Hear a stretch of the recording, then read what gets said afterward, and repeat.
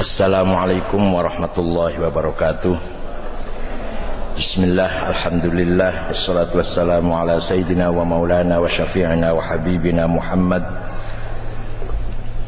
wa ala alihi wa sahabatihi wa man tabi'a sunnatahu wa jama'atah min yaumina hadha ila yaumil ba'thi wa nahdah. Sayyidi wa maulai al-habib Lutfi atalallahu baqa'ah dhukhranana wal ummah, sadatana ulama wal masyayikh, ashab al ma'ahid, ashab al madaris, ashab majalis dzikir as-sufiyah, Gus Mama, Gus Lukman, rekan-rekan pengurus Nahdlatul Ulama kabupaten dan kota dan kabupaten yang saya hormati, Bapak Wakil Wali Kota Pekalongan, Ayyul Hudur. Alhamdulillah saya bisa bersama-sama dengan Habib Lutfi dan para kiai dan para alumni pesantren Termas pada malam hari ini dengan tema Laulal Murabbi Ma'aruftu Rabbi. Ini luar biasa tema ini. Mudah-mudahan pertemuan ini bermanfaat untuk saya pribadi dan untuk kita semua. Yang harus kita pikirkan bukan sekarang, tapi 100 tahun yang akan datang. Masihkah NU seperti sekarang? Masihkah ahli sunnah seperti sekarang? Masihkah pesantren berperan nasyrul ilm, nasyrul dakwah, nasyrul akhlak seperti sekarang? Jawabannya panjenengan kan jawab. Bareng-bareng jawab. Masih bisa, tapi dengan syarat. Beberapa syarat harus kita penuhi. NU akan tetap seperti sekarang, ahli sunnah akan tetap seperti sekarang, diikuti mayoritas umat Islam terutama di Indonesia. Pesantren akan tetap seperti sekarang sampai nolak-nolak murid. Bukan nolak sih, sampai numpuk murid sak kamar 20. 100 tahun lagi insya Allah seperti sekarang. Asalkan kita mampu. Pertama, kita menjadi panutan bagi masyarakat. Kita alumni terutama jebolan pesantren mana saja, terutama Termas, ya Lirboyo, ya Jombang, ya Cirebon, harus menjadi panutan masyarakat. Wa kadzalika ja'alnakum ummatan wasata litakunu syuhada'a 'alan nas. Saya jadikan kamu sekalian umat yang wasaton, umat yang menjaga netralitas, independen, objektif, moderat. Kalau bahasa kiainya ya umat yang tengah-tengah, harus bahasa kiai pun. Selama kita masih menjadi umatan wasaton, jauh dari tatarruf atau itrof, jauh dari tasyaddud atau insiab, jauh dari ekstrim radikal atau liberal, maka kapanpun ila yaumil qiyamah insyaallah kita akan tetap menjadi ahli sunnah. NU akan tetap disegani oleh masyarakat lain. Pesantren akan tetap diperhitungkan sebagai lembaga pendidikan yang berhasil. Outputnya, alumninya berperan untuk membangun bangsa Indonesia. Wasaton ini bukan gampang, butuh pengorbanan. Kalau ekstrim gampang, kalau ambil ekstrim gampang. Ekstrem kanan tinggal Allahu Akbar, orang usah pinter gak apa-apa, tinggal Allahu Akbar. Liberal gampang, tinggal niru Barat, niru London, niru Inggris, niru Amerika, liberal sudah. Liberalis, demokratis, sosialis, sekuler, itu yang paling berbahaya. Yang punya pendapat bahwa pendapat mayoritas adalah suara Tuhan. Ya, kalau pendapat wong akeh itu berarti sing paling bener. Contoh, lagi nonton Inul ono adzan zuhur, sapa mau ditakoni, iki leren dhisik salat apa terusaken? Kira-kira jawab kata pripun? Teruskan, suara Tuhan. Lagi ndelok tim nasional lawan Malaysia, pas adzan maghrib, piye iki? Berhenti salat dulu apa terus? Kira-kira piye? Terus, suara Tuhan. Ini bagi kita nggak berbahaya, tapi anak cucu kita sangat-sangat berbahaya. Ini namanya demokratis, sosialis, sekuler, liberal. Urusan agama itu urusan pribadi, bukan urusan masyarakat, bukan urusan bangsa. Sebagai bangsa tidak butuh agama, sebagai masyarakat tidak butuh agama. Kalau pribadi monggo, mau sholat, mau ibadat, itu versi orang-orang liberal. Bukan ulil, bukan. Ulil belum seberapa itu. Bukan, yang saya maksud liberal bukan ulil, bukan Abdul Muqsid atau Guntur siapa? Guntur Romli, itu sih masih genit istilahnya, bukan liberal. Ganjen, bahasa Cirebonnya ganjen. Kemenyek intelektual, ganjennya intelektual. Tapi yang liberal, betul-betul liberal adalah saudara-saudara kita yang ada di kelompok kebanyakan LSM, agen-agen dari perwakilan lembaga-lembaga di Eropa, itu yang akan menyebarkan pemikiran sekuler mutlak, sekuler murni, bukan sekuler setengah-setengah. Bahayanya yang ekstrim, tadi sudah dikatakan oleh Gus Mama, amal yang kita warisi dari Wali Songo, para aulia, para ulama ini bid'ah semua, bahkan kafir atau murtad lah, musyrik. Nah nanti bagi yang pendengarnya itu, nek ngono NU musyrik, ya kalau gitu boleh dibunuh dong, iya kan itu jadinya.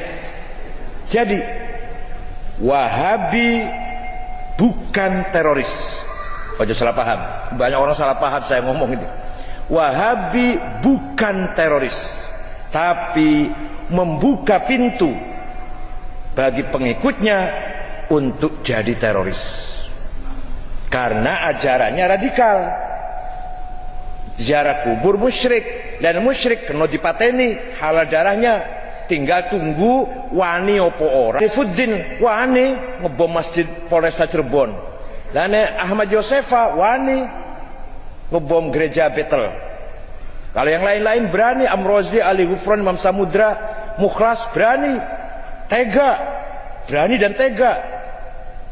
Telah mendapatkan doktrin-doktrin yang tatarruf, tasyaddud, eksklusif, ekstrim, radikal, fundamentalis, itu mencekoki pikiran mereka sehingga mereka menjadi teroris.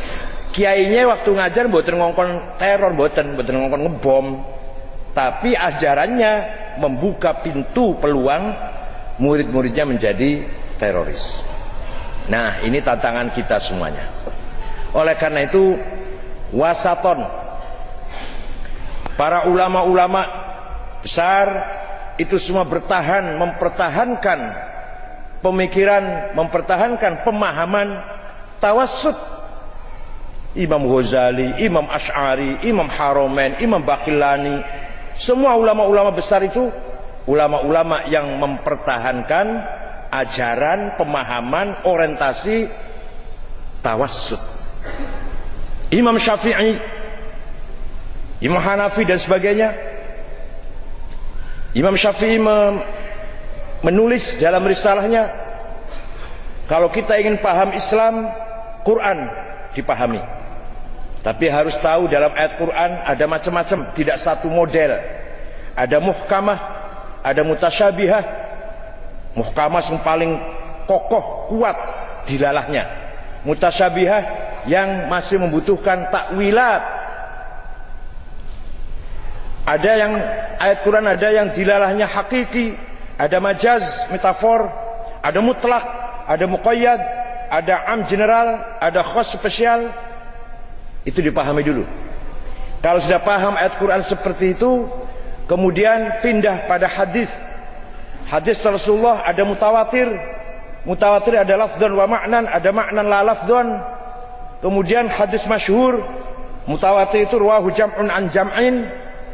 Kemudian hadis masyhur adalah hadis aziz, dan terakhir hadis ahad. Udah, Quran dan hadis dipahami, kemudian akal harus dipakai. Supaya apa? Supaya tawassut. Akal harus dipakai, harus diperankan. Fadlun minallah, kita diberi akal niki harus digunakan untuk memahami Quran dan hadis. Akal harus dipakai. Mboten cukup Quran dan hadis mawon.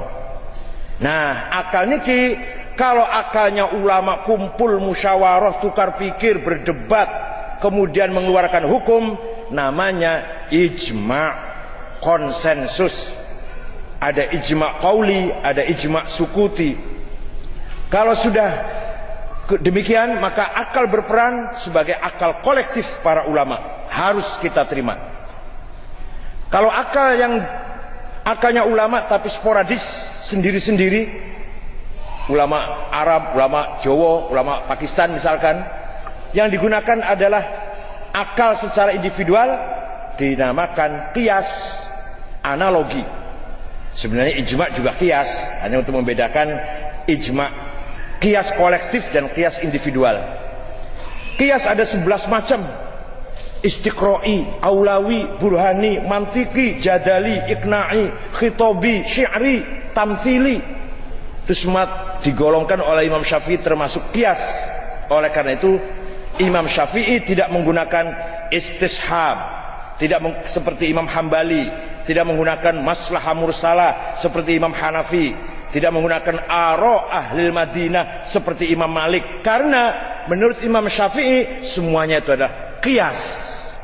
Istishab, maslahah mursalah, ara ahlil Madinah itu sudah cukup tercakup dalam qiyas menurut Imam Abdullah bin Idris bin Syafi', lahir tahun 150, wafat tahun 204 Hijriah.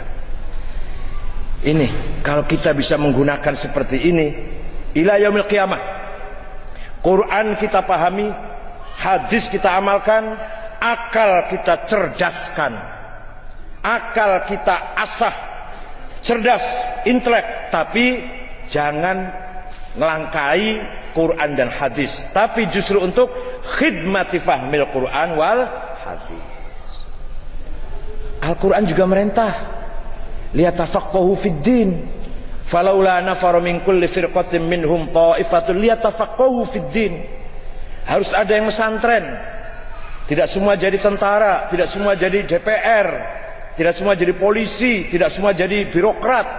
Harus ada yang pergi khusus, kiai dan santri, yatafaqahu fid din, menggunakan akalnya, menggunakan kecerdasannya untuk fahmuddin, tafaqquh fid din, mendalami agama. Nah, Gusti Allah firmane ngangge fi'il mudhari', yatafaqahu. Fi'il mudhari' itu zamannya hal dan istiqbal. Fi'il mudhari' itu kata kerja yang zamannya sekarang dan akan datang, future. Artinya ketika kita memahami agama harus menyiapkan pemahaman untuk sekarang dan masa depan. Jangan pemahaman yang sudah lewat, harus kontekstual, harus nyambung muqtadul hal, munasabah liz zaman wal makan, sekarang dan yang akan datang. Imam Syafi'i niku wonten qaul qadim, wonten qaul hadis. Ada pendapat ketika beliau tinggal di Irak, kemudian ketika beliau pindah ke Mesir berubah pendapatnya, karena memang tafakuhnya harus berubah. Ketika di Irak sulit air, boso nang Mesir akeh banyu, maka senggolan karo wong wadon, sahwan amdan au sahwan bisyahwatin au bidun syahwah, batal wudunya. Nyenggol wong wadon syahwat buora sengaja duka mboten, batal wudunya. Ketika di Mesir ngendikan ngoten Syafi'i, nalikan teng Irak mboten. Kalau syahwat batal, kalau enggak syahwat enggak batal. Dan itulah beberapa contoh sangat banyak sekali. Tafaqquh fid din harus kontekstual. Mila monggo alumni harus mengembangkan ini. Ketika mulang faslun fil hiwalati, pasal ini menjelaskan letter of credit. Itu cara maknanya. Ojo ligeran, poligeran.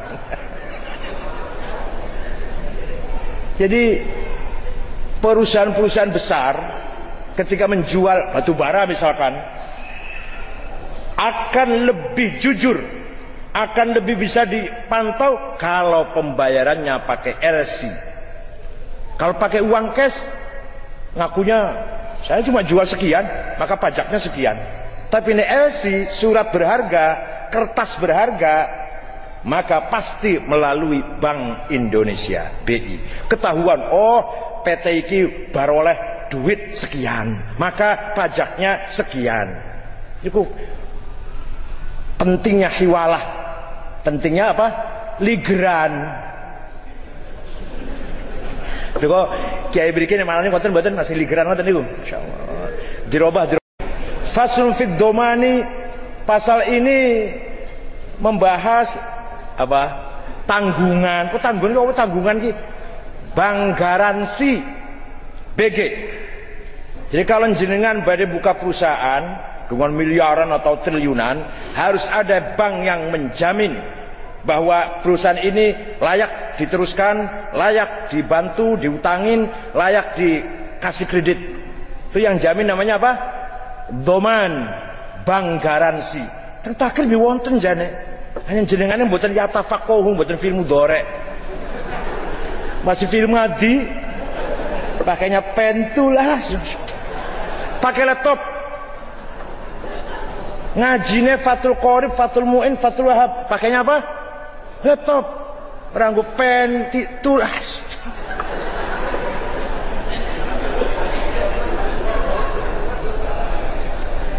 Fasul fi syuf'ati, pasal ini Kiai Musoni penerangaken ngejogi rego. Ya apa ngejogi? Bursa saham syuf'ah di kita ini Pak, bursa efek saham 80% uang luar negeri.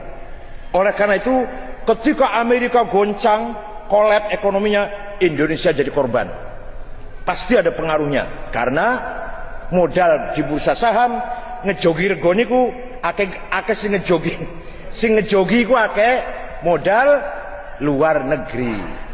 Maka kalau bisa di bursa saham itu mayoritas modal dalam negeri, boleh modal investasi luar negeri, tapi dibatasi misalkan 30%, 70% modal dalam negeri, supaya kalau di luar negeri ada krisis, di Indonesia tidak terpengaruh. Oh, terus jangan terangkan, kiai ini terangkan ngoten dulu.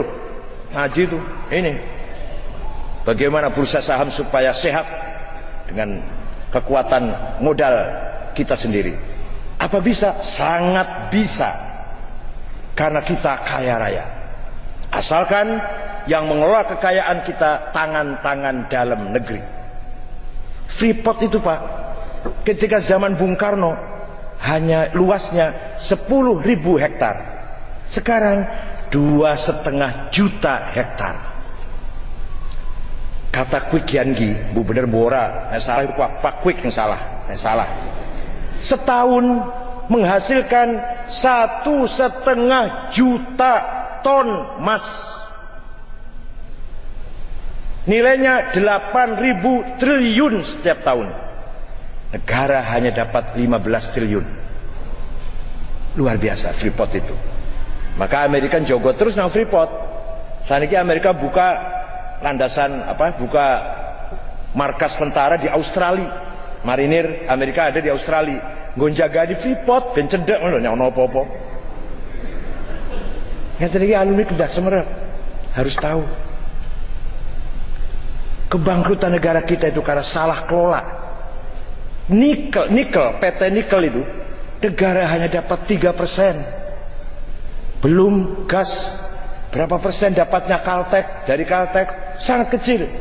Yang besar, yang lumayan, yang benar ketika masa PSBY, Exxon di Cepu itu 45-55. 45 negara kita, 55 investor. Ini yang benar.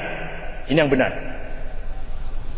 Kalau semua dibikin ini, kaya raya kita ini. Batu bara itu Pak dikuasai oleh pribadi-pribadi, swasta-swasta. Aduh, nggak usah sebut namanya ya, nggak enak lah. Ada pengusaha punya 110.000 hektar. Wong NU semeter orang duwe. Di Kalimantan sana 110.000 dudu 110 hektar. Kalau 100 hektar bendahara PBNU punya Pak Abidin. Kalau 5.000 hektar Bupati Tuban sekaligus Ketua NU Tuban Haji Fathul Huda punya 5.000 hektar. Kalau ini ada yang punya 110.000 hektar. Saya sering ngomong matur sama presiden. Saya kritik presiden tapi berdua, nggak di koran, nggak di koran nanti fitnah namanya. Kalau berdua Pak, segera renegosiasi, dibatasi luasnya investasi proyek, dibatasi masa kontrak lamanya. Freeport itu sampai tahun 2030 dan dibatas, dan royaltinya, pembagian dividen royaltinya, pembagian untungnya harus masuk akal adil. Saya ngomong terus, ada Pak Hatta Rajasa, ada Pak SBY. Insya Allah Indonesia akan subur makmur kalau demikian. Indonesia ini cukup untuk mensejahterakan kekayaan Indonesia, cukup untuk mensejahterakan 250 juta rakyat. 250 juta cukup makan wareg, mangan wareg dari kekayaan yang ada di bumi kita. Tapi kekayaan Indonesia ini, batu bara, gas, minyak, dan lain-lain, nikel, emas, tidak akan cukup untuk satu orang yang rakus. 250 juta kenyang, cukup kenyang dengan kekayaan kita. Tapi satu orang tidak akan kenyang kalau satu orang itu rakus, tamak. Ini yang layak dihukum ya seperti orang seperti ini nih. Itu namanya faslun fish syuf'ati. Ngoten lho Mbak, rangkene ngoten Kiai, masyaallah. Terus mangke piye carane karo luar negeri? Wah, di sana ada musyarakah, profit sharing, ada murabahah, markup profit, ada mudharabah, gitu cara maknanya. Ini apa ini transaksinya? Oh, profit sharing, gitu loh. Sing digo takrib tapi bahasanya profit sharing. Luar biasa.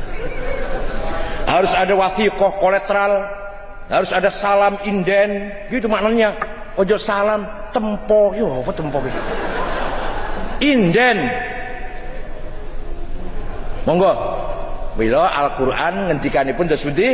Ya tafaqahu fi ilmu dhari, agar kita terus apa? Continue, terus menerus, tidak berhenti. Kalau kita demikian, pasti sampai kapanpun kita masih akan diperhitungkan oleh siapapun.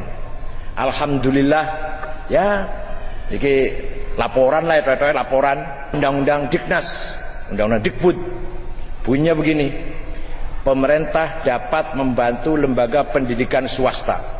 LBH NU protes, usul jangan dapat, wajib.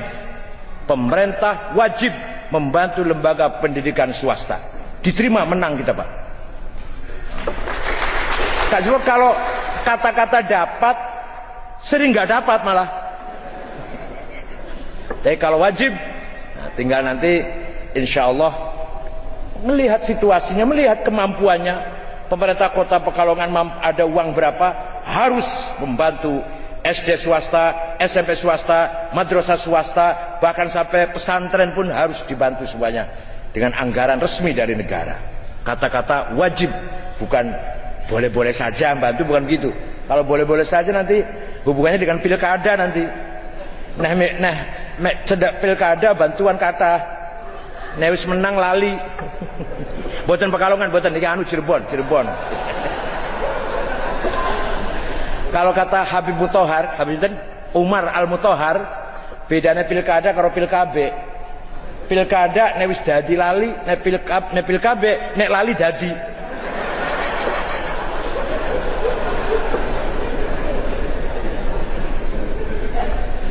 Wasapon dalam akidah. Gak bisa kita memahami akidah kalau hanya dengan Quran dan hadis. Boten saged. Bener teng Quran akidah, qul huwallahu ahad. Allah khaliqus samawati wal ardh, iku akidah niku. Tapi Allah itu punya sifat berapa? Ini orang urus sifatnya Allah, orang iso nyopo. Ini orang urus sifatnya Gusti Allah, kita mboten saged menyapa tuh nggak bisa. Ya Razzaq, ya Fattah, lu lagi nyopo Gusti Allah niku, lagi nyopo niku, lagi menyapa. Ya Razzaq, ya Fattah, ya Muyassir, ya Syafi. Lah nek ora ana ilmu kalam, nek mboten wonten ilmune ulama, produk ulama ahli sunnah sing jeneng ilmu kalam, kita mboten saged menyapa Allah. Nggih saged nang ya Allah saged. Karena di Quran ya Allah tok. Lah tapi ya Razzaq, ya Fattah, ya Alim, ya Muyassir, ya Syafi, ya Hafiz, itu adalah berkat akalnya ulama menghasilkan ilmu kalam. Sifatnya Allah sing wajib 20, sing mustahil 20, sing wenang siji. Sifatnya Nabi Anbiya para Rasul sekawan, sing wajib sekawan, sing mustahil satu, yang apa? Yang jaiz. Kabeh kumpulannya jumlahnya aqaid 50, cekelono sampai mati ojo ilang. Bisa gede kulo kenal nyopo iso nyopo kali Gusti Allah. Wong Gusti Allah mboten ketok, tapi disapa harus dengan asma'nya, dengan sifatnya. Kalau kita orang awam, zikirnya zikir asma. Ya Allah, ora ya Allah jane. Jane ora ya Allah jane. Ya Razzaq, paham betul? Paham betul? Jenengan kula nek ora duwe duit, ya Allah, ora ya Allah jane ora ya Razzaq. Nek jenengan lagi sakit, sau gerah, ya Allah, jane ora ya Allah jane. Ya Syafi, ya Muafi. Dan jenengan lagi down, lagi turun, ya Allah, jane hakikatnya ya Aziz, ya Muta'ali, ya Azim, ya Jalil. Itu namanya zikrul asma. Kita menentukan permintaan. Sing nomor kali rada dhuwur zikrus sifat. Orang dia duit, ya Qadir, ya Sami', ya Basir. Artinya lebih umum. Wahai Allah yang maha melihat, maha mendengar, maha kuasa, kula mboten gak ada arto. Tapi mboten semata-mata ya Razzaq, mboten. Ya sepoke panjenengan semerep lah kula ini melarat. Ini namanya zikrul asma. Zikrul sifat masih proses takhalli, masih proses cleaning, pembersihan diri, self cleaning. Itu zikirnya asma. Mboten napa-napa saya. Ya Razzaq, ya Alim, ya Aziz, jaluk duit, jaluk waras, jaluk pangkat, jaluk munggah. Monggo saya. Tapi akan lebih baik lagi kalau zikrul asma. Niki prosesnya, makomnya sudah mustawa tahalli, sudah wearing, menghiasi diri supaya diri kita menjadi baik, bukan hanya membersihkan tapi sudah menghiasi, maesi. Sing paling inggil kula men ora iso, aku ora iso. Yang paling topnya adalah zikrul dzat. Nek ngomong ya Allah, betul-betul Allah. Dudu rezekine, dudu kemuliaane, dudu apa? Dudu peparing waras, peparing rezeki, peparing mulia pangkat. Mboten, ora ono nang pikirane ngoten niku. Betul-betul ya Allah, zikrul dzat al-mutlaqah al-mujarradah 'anil nisab wal idhafat. Yang kita zikiri adalah zatullah yang absolut, the absolute one existence. Yang kita zikiri adalah zat Allah yang maha absolut, yang tanpa sifat dan tanpa asma. Jadi betul-betul ketika kita ya Allah, dudun jaluk rezekine, dudun jaluk mulyane, dudun jaluk munggah pangkat, orang nggo proposal lah. Ketika ya Allah mboten kathik proposal. Niki sing paling angel. Ya terus carane piye supaya iso? Carane kados kula masih belajar, sedina niku zikir asma, rezeki, duit. Tapi mbok bengi-bengi ana 5 menit wae sing zikrul zat. Paham mboten? Siang silahkan jaluk duit, jaluk pangkat, jaluk waras, jaluk bojo maneh, jaluk apa semonggo lah. Tapi malam-malam ada 5 menit saja. 5 menit mawon. Ketika kita ya Allah, la ilaha illallah, betul-betul zikruz zat. Liyane sekian jam zikir asma, zikir sifat. 5 menit mawon. Ketika kita ya Allah mboten nggawa proposal. Ojo jejaluk. Mboten kathik jejaluk. Niku namine zikruz zat.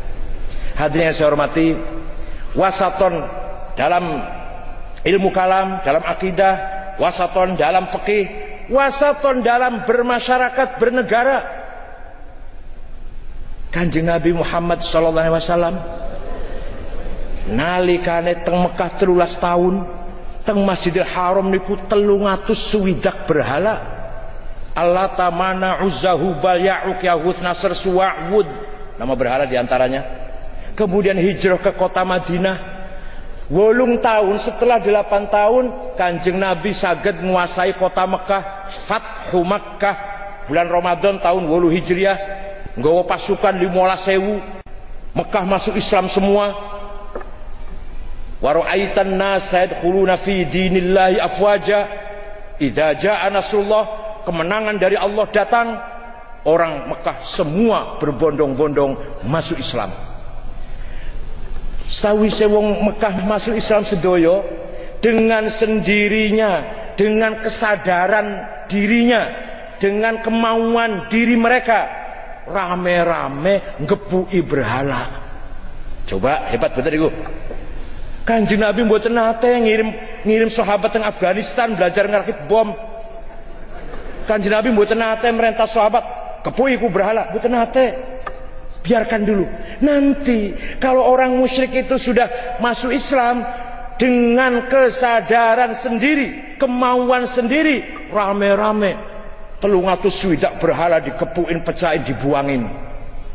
Oh, para wali juga ngoten. Para aulia di dakwah juga ngoten. Para habaib zaman kuno ngoten. Tukane Habib Rizik nih, Habib biyen gitu. Delok wong Jawa kok sesajen, sego sak kepel ning pojok, kiai takon, "Iku apa iku?" Ngusir roh jahat, Kiai. Aduh. Nek pengen cepet supaya roh jahatnya melayu cepet, ya nyembelih wedhus ah. Kamu kan mampu. Nurut nyembelih wedhus. Dadi golek 50 mangkok. Ditaruh di pojok mana, Kiai? Ya ora taruh di pojok ora. Undangan tonggo-tonggo terutama fuqara masakin, bocah-bocah yatim, ndonga bareng, zikir bareng supaya awakmu slamet. Maka jenenge dudu sesajen, slametan. Itu dengan kemauan sendiri, nurut diunang perintah kiai. Mboten dipaksa, mboten didoktrin, mboten dipaksa. Oh nggih. Karena pengen slamet kan? Pengen slamet kan? Ayo nyembelih wedhus, nyembelih ayam, tonggo diundang, donga njaluk slamet supaya slamet awakmu sak keluargamu. Jenenge dudu sesajen, slametan. Ngono kaya masuk Islam kabeh wong Jawa iki, masyaallah, dengan cara gitu. Jadi kalau ulama dulu mengislamkan orang kafir, kalau sekarang yang jenggot-jenggot itu mengkafirkan orang Islam. Menganggap kafir orang Islam, bukan. Wasaton dalam bermasyarakat. Kanjeng Nabi berhasil mengislamkan orang Mekah tanpa kekerasan. Bahkan nalika ana bubarsen pagar nusalah, al yaum yaumul malhamah, hari ini hari balas dendam. Sing wingi gebuki tak gebuki meneh, yang kemarin bunuh kita bunuh lagi, yang kemarin menghina kita hina lagi. Rasulullah melarang, ojo ngono sapa iku? Banser Pekalongan, ojo ngono. Al yaum yaumul marhamah, hari ini hari menyambung kembali persaudaraan. Sebab seluruh orang Mekah ya saudara semua dengan Rasulullah, Quraisy semua. Fabima rahmatin minallahi linta lahum walau kunta faddan ghalidhal qalbi lan faddu min haulik fa'fu anhum wastaghfir lahum wasyawirhum fil amr fa idza azamta fatawakkal 'ala Allah innallaha yuhibbul mutawakkilin. Karena sifatmu yang sopan, yang santun, yang lemah lembut Muhammad, mereka berbondong-bondong simpati, melok, melebu agamamu, siap menjadi anak buahmu, siap menjadi pendukungmu. siap akan taat sampai kapan? Sampai selesai konstitusi lah. Kalau kamu ramah Pak Wakil Wali Kota, kalau Anda ramah, yang dulu milih Anda akan sampai selesai. Tapi Muhammad, kalau kamu fadzan ghalidhal qalb, congkak, pedidang petinting, sombong, disopona rakyat ora gelem, maune kanca saiki ora kenal, bareng biyen nang gardu Hansip niku remi bareng, mbok dadi wali kota ora gelem disopo. Saumpama wali kota Cirebon, wali kota. Piye? Ayo. Ono pejabat saiki kok sombong, biyene apik. Anak buahnya, pendukungnya yang dulu milih, bahkan tim suksesnya akan lari meninggalkan kamu. Muhammad, kalau kamu sombong, kalau kamu kasar, kalau kamu congkak, lan faddu min haulik, niscaya orang-orang Mekah jangankan masuk Islam, lari meninggalkan kamu Muhammad. Waktu itu ada yang lari, waktu Kanjeng Nabi membuteng Mekah, wong 16. Di antara yang lari Ikrimah bin Abu Jahal. Anaknya Abu Jahal melayu wedi. Dosanya bapaknya kata soalnya. Diundang oleh Kanjeng Nabi, ta'al, jangan khawatir, tak ampuni kabeh. Pulang Ikrimah 16 orang. Malah nanti Ikrimah menjadi salah satu rawil hadis yang diterima oleh ulama ahli sunnah wal jamaah. Padahal anaknya Abu Jahal. Fabima rahmatin minallahi lintalahum. Kamu sekalian umat Nabi Muhammad, terutama alumni Termas, harus mempunyai prinsip layyinun hayyinun. Kita harus fleksibel, kita harus bisa berdiplomasi. Jangan tujuannya harus nyentil, tapi bahasanya yang enak, jangan kasar. Pernyataan-pernyataannya yang nyelekit tapi kena. Orang usah terang-terangan kaya Pak Jin Samsudin, SBY melakukan kebohongan, kasar itu. Kalau saya ngomongnya nggak gitu, banyak yang belum berhasil, banyak yang masih gagal, tapi harus kita akui ada hal-hal yang sudah berhasil. Itu udah paham, paham wis. Kebohongan, orang pantes diomong kayak karo tokoh ulama, tokoh Islam. Nek LSM pantes, mahasiswa pantes, nek pemimpin ormas Islam ngomong koyo ngono, syatem, nyaci maki itu gak pantas. Wong lisan niki nyun sewu, cangkem iki. Mulut ini gak ada baiknya, gak ada ajine, ora ono regane kecuali tata bahasa yang baik. Itu baru mulut itu ono ajine. Nek ilere tawon targane larang. Ya ilere sampean. Oleh karena itu mulut kita bisa berharga kalau kita mempunyai balaghah, cara bayan, bagaimana menyampaikan persoalan dengan tata bahasa yang baik, yang mengena, tapi dengan redaksi yang santun. Luar biasa. Boten namung sesudah orang Mekah masuk Islam semua, Kanjeng Nabi diperintah karo Gusti Allah, fa'fu anhum. Sepuronan wong Mekah iku sing biyen nyakiti awakmu Muhammad. Sakit mboten? Jenengan sakit mboten kaya niki? Sakit mboten, Pak? Yang dulu musuhi kamu sekarang maafkan. Sing bulan kemarin nyolong sepeda motor sampean maafkan. Bisa enggak itu kira-kira?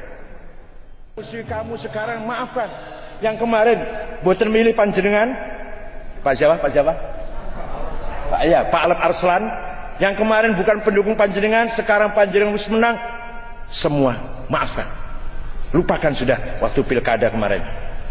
Waktu yang dukung, yang nggak dukung sama. Warga kita, saudara kita, rakyat kita. Fa'fu anhum. Mboten namung fa'fu anhum, Allah perintah datang Kanjeng Nabi malah wastaghfir lahum. Yang kemarin musuhi kamu, jaluke maghfirah datang Gusti Allah. Suwun ke maghfirah dari Allah. Padahal mereka musuh kita, sekarang sudah merasa salah, mintakan istighfar kepada Allah.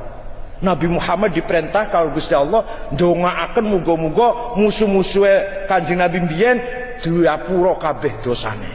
Saged jenengan saged mboten niku? Jenengan saged? Sing wulan wingi nyolong sepeda motor diajal pangapura. Mboten namung niku, siji maneh. Wasyawirhum fil amr. Ajaklah mereka yang kemarin gak milik kita, yang kemarin bukan tim sukses kita, yang kemarin lawan kita, panggil mereka, ajak musyawarah. Masa depan Pekalongan agar lebih baik bagaimana caranya? Ajak tukar pikir, berunding, diskusi. Wasyawirhum fil amr. Kanjeng Nabi ngundang Abu Sufyan, ngundang Al-Bakhtari, tokoh-tokoh Quraisy yang baru masuk Islam ketika Fatu Makkah, diajak rembugan, piye apike ke depan nih. Gitu loh. Wasyawirhum fil amr. Pun selesai Fathu Makkah, tinggal 2 kota yang belum masuk Islam. Satu Hunain. Berangkatlah ke Hunain pasukan Islam. Pengikutnya, rombongan pasukannya banyak, ditambah karo wong Mekah. Pasukan yang dibawa ke sahabat dari Madinah plus wong Mekah sing mlebu Islam, melok kabeh nang Hunain. Sombong, kami mayoritas pasti menang. Kami 87% pasti menang. Bosa sombong diuji karo Gusti Allah. Musuh orang Hunain sembunyi di belakang gunung, pas belok Rasulullah karo para sahabat diserang mendadak, melayu kabeh. Kecuali Rasulullah mboten melayu karo beberapa sahabat yang di sebelahnya. Sayyidina Abbas mboten melayu di sebelah Rasulullah. Melayu kabeh. Sombong. Wa yauma Hunainin idz a'jabatkum kathratukum falam tughni 'ankum syai'a wa dhaqat 'alaikumul ardu bima rahubat thumma wallaitum mudbirin. Ketika kamu sombong, ujub karena mayoritas jumlahnya banyak, ketika kamu masuk kota Hunain diserang oleh musuh, melayu wallaitum mudbirin, melayu kabeh. Kecuali Rasulullah dan beberapa orang yang tegar dengan memanggil-manggil, ayo kita kembali lagi. Kembali lagi, orang-orang Hunain dilawan, kalah. Hunain pun Islam. Tinggal Taif. Taif yang dulu pernah lempari Kanjeng Nabi sampai berdarah-darah dengan sahabat Zaid bin Harithah, pulang dari Taif berdarah-darah. Saniki Rasulullah masuk kota Taif dengan gagah, dengan cukup ditakuti, disegani. Islam semua orang Taif akhirnya. Dapat harta rampasan banyak. Ribuan onta, ribuan sapi, ribuan wedhus. Waktu itu durung ono rupiah dolar dereng wonten. Nah, saniki oleh sekian dolar kalau sekarang. Enggak, waktu itu sapi, onta, kambing. Hasil rampasan perang dari Hunain dan Taif dikumpulkan di Ji'ronah. Sekalian ihram. Kanjeng Nabi kali para sahabat ihram dari Ji'ronah. Sayyidah Aisyah saweg men, saweg uzur men, boten ihram. Ihram mangke basa sampun suci dari Tan'im yang dekat cuma 5 kilo. Karena waktu di Ji'ronah Siti Aisyah uzur. Baginya heran, baginya kok aneh Kanjeng Nabi. Yang senior sing Islam lawas, tim sukses enggak dikasih. Sayyidina Abu Bakar, Sayyidina Umar, Sayyidina Ali, Utsman, kabeh ora diwehi sak buntute wedhus pun mboten. Sudah senior. Yang diberi malah yang mu'allaf baru masuk Islam ketika Mekah, Fatu Makkah. Abu Sufyan wis sugih banget, konglomerat, diwehi 100 onta. Al-Bakhtari orang kaya diwehi 100 onta, 1 sapi. Tiba-tiba ada yang maju ke depan, namanya Dzul Khuwaisir. Nek panjenengan pengen maca cerita niki, baca Sahih Muslim, Kitabuz Zakah, Babul Qismah. Maju ke depan sinjeng Dzul Khuwaisir. Menurut Imam Nawawi Sahih Syarah Sahih Muslim, Imam Nawawi nggambaraken Dzul Khuwaisir niki orangnya kurus, gundul, mboten wonten rambute, jenggote panjang, gamise cekak, jidate ireng. Persis wong. Saya mboten gawe maca nang syarah Sahih Muslim Imam Nawawi. Maju ke depan karo meteng-teng, karo sombong. I'dil ya Muhammad. Bagi-bagi yang adil, yang becus, yang benar. Bagi-bagi karpe dewe, karepmu dewe. Rasulullah jawab, waihak ma a'dala 'alal ardi minni. celakalah kamu. Tidak ada orang yang lebih adil dari saya di atas bumi ini. Yang saya jalankan ini semata-mata perintah Allah, bukan kemauan saya.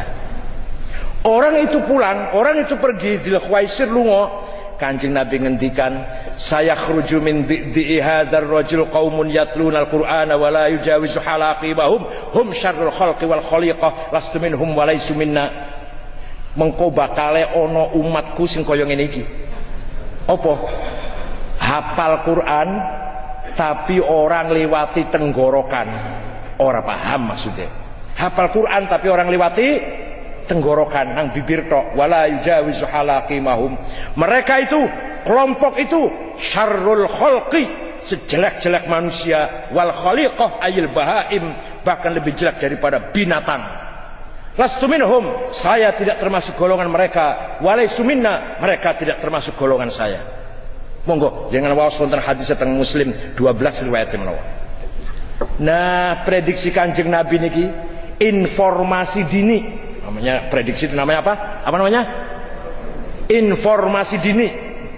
Dari Kanjeng Nabi menika terjadi bukti tahun 40 Hijriah bulan Ramadan Khalifatul Rasulillah Amirul Mukminin Sayyidina Al-Imam Ali bin Abi Thalib dibunuh ketika mau ngimami sholat subuh. Jane sing arep dibunuh tiang tiga. Satu, Abdurrahman bin Muljam, tugasnya bunuh Sayyidina Ali. Abdullah bin Fadak At-Tamimi bunuh Gubernur Syam Muawiyah. Satu lagi bunuh Gubernur Mesir Amr bin As. Mung sing berhasil sing mejahi Sayyidina Ali, sebabnya Sayyidina Ali metu sholat subuh sing loro kawanan subuhe. Selamat, betul. Malah Amr bin As niku sing mati yang akan ganti imami. Mati niku sing arep ganti imami. Bukawanan bu, sholat nang omah wis lah pokoke. Muawiyah dengan Amr bin As sholat nang omah wis lah. Sayyidina Ali metu jam sekawan niku badhe ngimami sholat subuh. Hati-hati lho, hati-hati. Hati-hati lho, sing metu sholat subuh hati-hati nih. Si sholat nang omah selamat, jangan metu mbuh, hati-hati. Sinten sing mejahi Sayyidina Ali? Abdurrahman bin Muljam. Wonge kaya apa? Pantes-pantes wae kaya Gus Mamak wae, pantes-pantes tatonan so gambar buaya, gambar ular, kalungan anting-anting, gelangan, celanane jin ngoten nggih? Mboten. Sing mateni Sayyidina Ali niku qaimul lail, shaimun nahar, hafizul Quran. Saben wengi tahajud, saben rina poso, dengkule kapalen, bathuke saestu, bathuke kapalen kaken sujud nang padang pasir. Sujud terus saben bengi.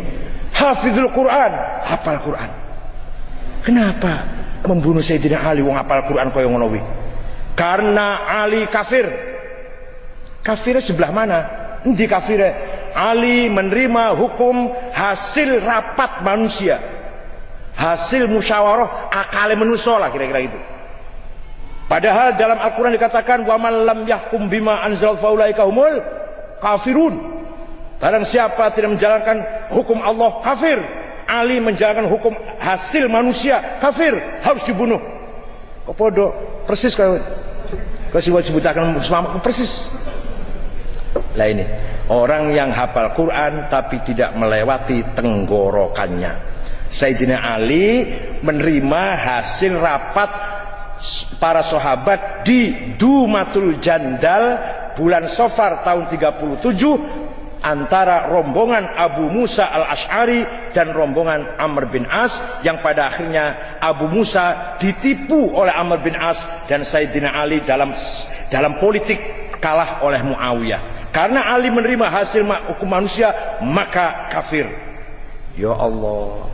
Tapi Sayyidina Ali ditanyain mereka itu siapa? Hum minna baghaw alaina. Jadi walaupun Sukino mengkafirkan kita, kita tidak boleh mengkafirkan dia. Bagaimana bahasa Sayyidina Ali? Hum minna baghaw alaina. Mereka Islam tapi baghaw alaina, melakukan perlawanan, sporadis, melakukan melakukan apa? Merongrong kita semua, nyimpang dari kita. Itu ngendikan Sayyidina Ali menghukumi khawarij, ahlil baghi, bughah, yang harus diperangi tapi orang Islam. jangan dikafirkan, bukan orang kafir. Niki radikalisme muncul sejak dini ketika zaman Rasulullah Dzul Khuwaisir, kemudian ketika zaman Sayyidina Ali kelompok Khawarij. Pun paham nggih, paham nggih? Paham betul? Tahun 1711 ono wong kepengin dadi raja, padahal dia itu pemimpin perampok. Pemimpin siapa? Pemimpin maling, pengen jadi raja. Namanya Muhammad bin Sa'ud dari kota Dar'iyah. Dikerjasama karo ulama, jane ya ulama ya samono Pekalongan ya paling Surya Ranting lah jane. Muhammad bin Abdul Wahab.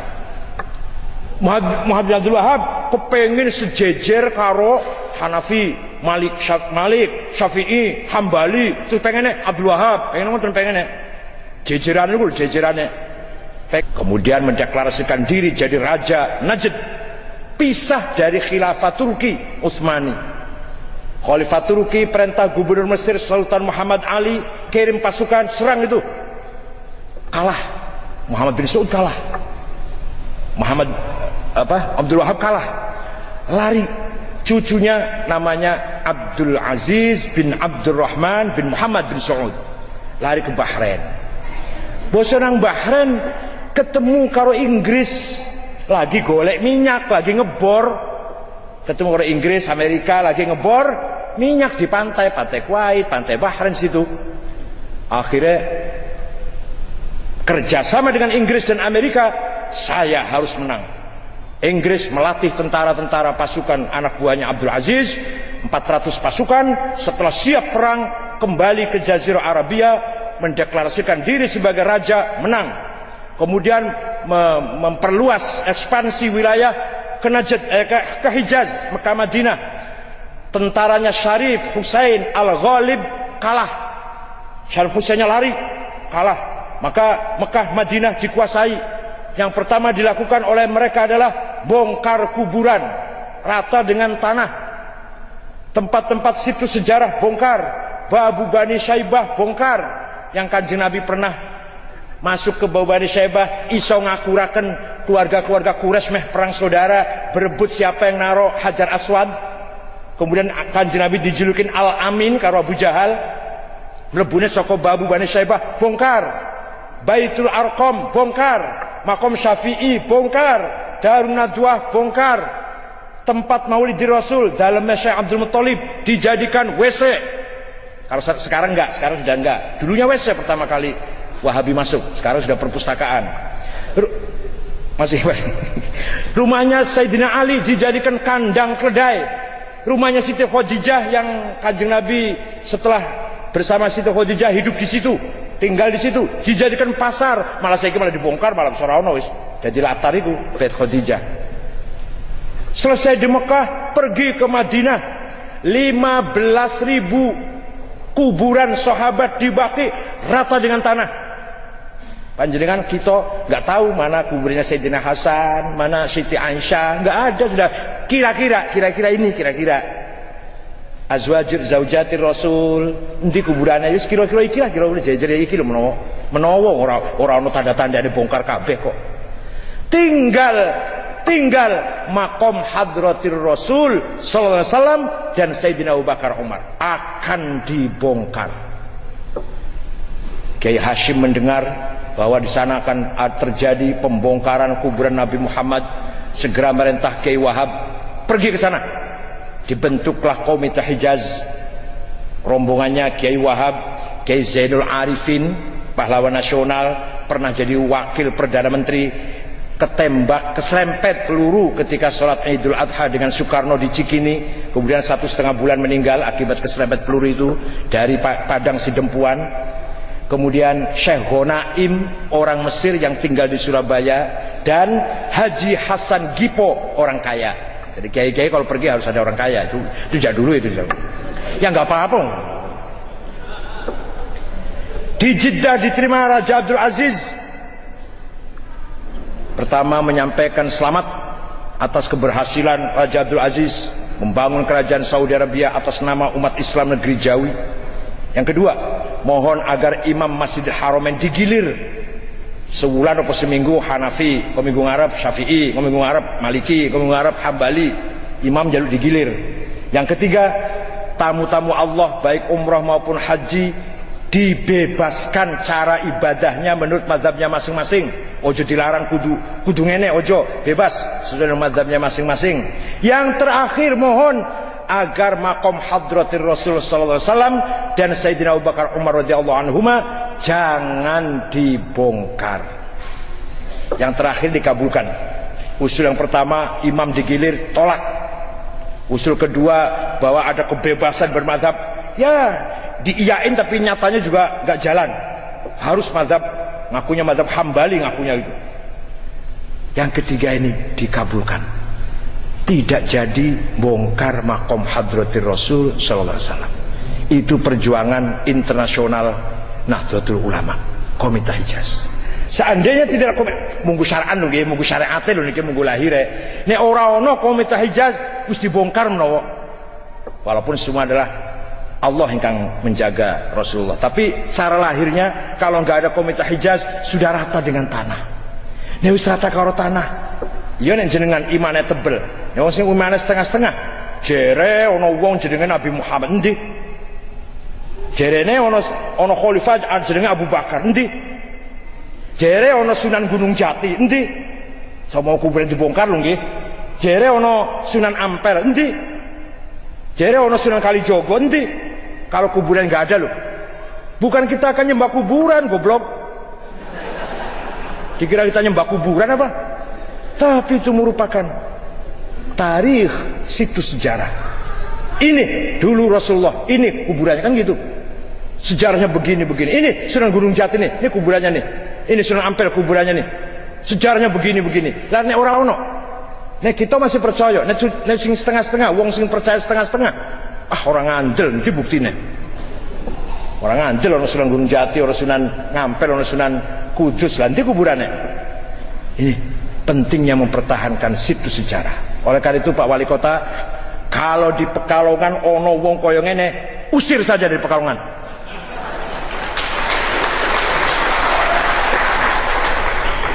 Sama menjenengan duwe mbah kuburan dibongkar, piye rasane wis? Mbah jenengan kuburan dibongkar, ben aja nang weruh. Mbah Pak Wakil Wali Kota, ben aja nang weruh. Mbah sapa bongkar kuburane, piye sampean?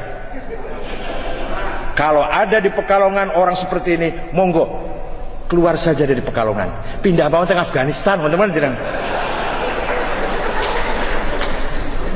Monggo, mumpung masih wonten Habib Lutfi, NU harus semangat. Mumpung masih wonten benteng atau hasonah, benteng ahli sunnah wal jamaah di Jawa Tengah, khususnya Pekalongan, umumnya Jawa Tengah, umumnya Indonesia. Mursyid Tarekat Al-Mu'tabar An-Nahdiyah Habib Lutfi, monggo kita yang percaya diri, besar hati, percaya diri, confident bahwa NU itu benar, NU itu harus menang dalam arti dalam ajaran, bukan menang pilkada, nggak perlu. Kalau nggak penting, itu nggak penting. Menang silakan, nggak apa-apa kalau itu. Menang dalam arti ajaran, menang dalam arti berperan dalam membangun masyarakat. Ngoten lho. Mumpung masih wonten kiai-kiai sepuh, terutama Pekalongan ono Habib Lutfi, pengurus NU harus dekat dengan beliau, harus menjadi rujukan beliau ini, menjadi marji' asasi, menjadi referensi primair bagi pengurus NU. Betul pengurus NU mawon, sedaya masyarakat, Bu NU Muhammadiyah haruslah, Bu pejabat, Bu rakyat, monggo para ulama, para habaib harus dijadikan referensi primair, tempat bertanya, tempat ngadu, tempat tukar fikir, nyuwun pituduh. Monggo teng Habib Lutfi, Pak Wakil Wali Kota, kalau ada apa-apa, kalau menaik kata beliau, mereka itu diusir-usir mohon pun. Niki namine wasaton dalam akidah, wasaton dalam bermasyarakat. Jadi Kanjeng Nabi Muhammad SAW sudah memberi contoh kepada kita sebagai wasaton, sikapnya sangat moderat, objektif, independen, boten tatarruf, boten liberal. Wes, supaya apa wasaton? Supaya bagaimana sih? Benopo ta wasaton iku? Litakunu syuhada'a 'alan nas, agar kamu menjadi penegak, penguat, pendorong, penggerak, syuhud thaqafi, syuhud ilmi, syuhud hadari, syuhud adabi, syuhud insani. Kamu yang harus berperan menegakkan, memperkuat peradaban, budaya, intelektual, dan kemanusiaan. Jangan sampai orientasi keilmuan di Pekalongan dipegang oleh bukan orang NU, orientasi pemahaman keilmuannya. Jangan sampai akhlak moral di Pekalongan dipengaruhi oleh akhlak orang-orang yang bukan NU. Jangan sampai di Pekalongan gerakan-gerakan sosial kemasyarakatan ditangani oleh orang yang bukan NU. NU harus berperan syuhud thaqafi, peran peradaban, syuhud ilmi, peran intelektual, syuhud hadari, peran kebudayaan, syuhud insani, peran kemanusiaan. Insyaallah barokah niku mangke. Insyaallah. Wong kula ora ono gaji tapi saya sugih dari ketua umum PBNU. Padahal ora ono gaji padahal. Tapi kok saya sugih, lha niku barokah niku. Biyen waktu pertama kali kula dugi teng PBNU suatu ketika badhe dados notulen rapat Kiai Ilyas. Waktu itu rapat kula terlambat, dereng mulai rapat yang terlambat dugi teng PB. Dintosi karo kiai-kiai, Kiai Ilyas, Kiai Abdul Abbas buntet. Datang saya kemeringet karena mobil kula betul wonten AC-ne. Carry tahun 88 nyupir dhewe. Turu itu batik kula kemeringet. Kiai Abdul Abbas langsung ndhawuhi kula, "Cung, aktif ning NU. Insyaallah orang melarat. Cukup insyaallah. Orang melarat, orang bakal melarat." Delat cung, percaya cung, delat maning mobilnya ganti. Kiai Abdul Abbas. Ono wong sugih jenenge Pak Izhartanto, pengusaha dari Palembang yang kemarin pernah jadi anggota DPR PKB. "Pak, mobilnya untuk saya saja ya, yang ini untuk saya saja ya, saya ganti." Ya Allah, langsung Pak. Mobil kula dijalu diganti Kijang Perkasa. Waktu itu regane sampai 5 juta waktu itu, tahun 96. Anyar, masih mampu plastik lah. Jadi percayalah Kiai Muslih, percayalah Kiai-Kiai di NU, aktif di NU, mobilnya anyar-anyar kok bakal bisa. Kondi minallah bos, kondi dalane bingung kula nek takoni kondi itu sampai mbuh. Ora ono gaji, ora ono apane lho. Ora ono sempilan dari APBN ke, dari apa ke? Betul wonten. Kaya tidak ada pengurus PBNU melarat, betul wonten. Betul wonten pengurus PBNU melarat, semua cukup. Semua ketua-ketua, sekretaris cukup semua, enggak ada yang melarat. Minallah Pak, saya setuju. Kalau diakal, kalau dirasionalkan enggak ketemu bu piye sih yo. Oh iso gawe rumah lumayan bagus, kok iso gawe mobil lebih dari satu malah. Kondisi kumbuh nek dipikir. Monggo panjenengan aktif di NU, insyaallah barokatan syamilah wa rahmatan nazilah wa hadiyatan wasilah mimma qara'naha. Insyaallah, siyakin mawon. Syuhada 'alan nas, agar kamu berperan. Alumni Termas harus memerankan syuhud ilmi, syuhud thaqafi, syuhud adabi, akhlak, syuhud khuluqi, syuhud insani. Peran-peran sosial, peran-peran kemanusiaan, peran-peran tadi itu. Kalau bahasanya almarhum mbak-mbak bapaknya Kiai Mama, apa tadi? Berjuang fisabilillah, itu bahasa agama itu. Bahasa inteleknya, kamu harus menjadi berperan membangun, menegakkan, menggerakkan, memperkuat, meningkatkan syuhud ilmi wal thaqafah, syuhud hadari wal adab, syuhud insani wal khuluq wal akhlak. Nek kepengin contoh wong sing akhlake apik, deloken wong NU iki lho. Deloken awam termasuk lho akhlake apik. Kira-kira gitu lho, kira-kira gitu. Kalau kita ingin tahu orang yang akhlaknya baik, mana ya? Alumni Termas contohnya. Kalau kita ingin kenal orang pinter-pinter, cerdas-cerdas, intelek-intelek, alumni Termas contohnya. Kalau kita ingin tahu orang yang penting, berperan, berwibawa, berpengaruh, disiplin, beretika, bermoral tinggi, alumni Termas contohnya. Itu namanya syuhada 'alan nas. Ya pada umumnya warga Nahdliyin lah. Insyaallah Pak. Ini tahun 2014 golek calon presiden rodo peteng iki. Mbuh sapa iki? Ayo. Sing pinter akeh-akeh ora patek bener. Sing bener durung pengalaman ya ora pinter. Akeh angel bakal iki. Tapi insyaallah kita siap, bukan kula pribadi bukan. Kita harus siap dengan bukan saya bukan. Bukan sanes kula sanes, tapi kita harus siap kader NU yang bermoralitas, yang punya dedikasi integritas tinggi, yang telah berjasa berpengalaman melakukan syuhud thaqafi wal hadarah, syuhud adabi wal akhlak. Itu yang harus yang memegang negara Indonesia ini. Yang penting jujur, berakhlak, bermoral. Jadi contoh semua pejabat, semua birokrat tidak korupsi, jujur. Gawe contoh tok wis lah. Asal presiden ora korupsi weh, ora kabeh ora korupsi. Hati-hati kabeh mongko. Asal pejabat tingginya enggak korupsi, yang lain gampang. Pasti mudah diatur. Oleh karena itu, mudah-mudahan Nahdlatul Ulama masa depan lebih berperan daripada masa-masa yang lalu. Karena Nahdlatul Ulama lah, tinggal NU lah yang masih punya prinsip tawassut, tawazun dan tasamuh dengan peranan syuhud thaqafi, syuhud hadari, syuhud insani, ijtima'i. Mudah-mudahan lebih manfaat masa depan insyaallah. Ini sebentar lagi kita lagi ngajukan 10 universitas yang sudah hampir selesai prosesnya dan akan diresmikan oleh Pak Nuh. 7 sudah, Sumatera Barat, Sumatera Utara, Cirebon malah sudah Universitas NU insyaallah. Dan Pak Nuh juga akan memberikan pesantren yang ingin membuka SMK bukan SMA, akan dikasih oleh Pak Nuh, asal sudah ada tanah 5.000 meter. Itu senilai gedung bangunan 1,5 miliar. Alhamdulillah. Dua menteri siji luar biasa nih. Jenenge we Muhammad NUH.